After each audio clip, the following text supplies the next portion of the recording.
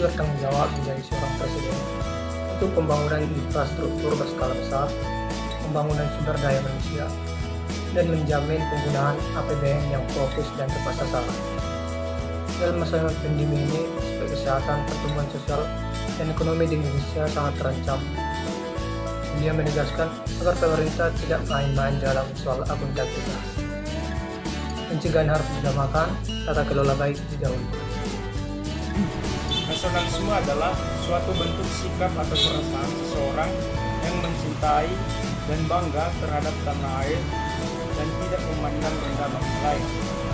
Sikap nasionalisme yang tercermin dari Bapak Joko Widodo yang bisa kita teladani yaitu bagaimana beliau memimpin negara ini dengan penuh kesederhanaan, dengan sering terlihat menggunakan pakaian batik dan pakaian adat yang ada di Indonesia, baik di dalam acara formal, di dalam negeri maupun di luar negeri. Lalu juga sering berkunjung ke setiap daerah untuk melihat secara langsung keadaan warga negaranya dan sering mengajak masyarakat Indonesia untuk menggunakan produk-produk dalam negeri dengan tujuan supaya negeri kita semakin maju. Yang ketiga yaitu etika publik. Etika publik adalah refleksi tentang standar atau norma yang menentukan baik atau buruk, benar atau salah perilaku, tindakan, dan keputusan untuk mengarahkan kebijakan politik dalam rangka menjalankan tanggung jawab pelayanan politik. Dan etika publik yang tercermin dari sosok Bapak Joko Widodo dan dapat kita teladani dalam kehidupan kita sehari-hari, yaitu bagaimana beliau selalu melakukan pendekatan terhadap masyarakat luas tanpa memandang suku dan ras. Dan beliau juga memiliki penampilan yang sederhana, tegas, rendah hati, ramah, dan jujur. Hal tersebutlah yang diperlukan oleh masyarakat luas yang mencerminkan nilai etika publik.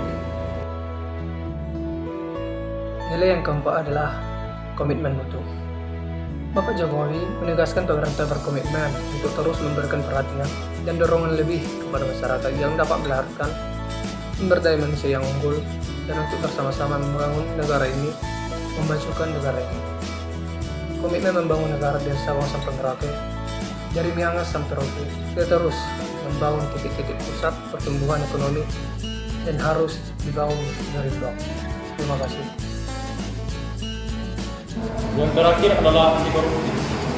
Di era pemerintahan Jokowi, program pemberantasan korupsi merupakan satu titik penting yang masih diprioritaskan untuk pelaksanaannya. Sejak tahun 2014 sampai 2019, banyak sekali program dan pengembangan atau kebijakan yang mendorong perbaikan kelembagaan. Termasuk dalam hal ini ialah pemberantasan korupsi. Di KPK sendiri, banyak program-program baru terkait upaya pemberantasan korupsi di masa pemerintahan Jokowi. Jokowi menekankan untuk adanya perbaikan sistem pemberantasan korupsi. Sistem yang baik bisa meminimalisir terjadinya tindak pidana korupsi. Maka itu diperlukan perbaikan sistem.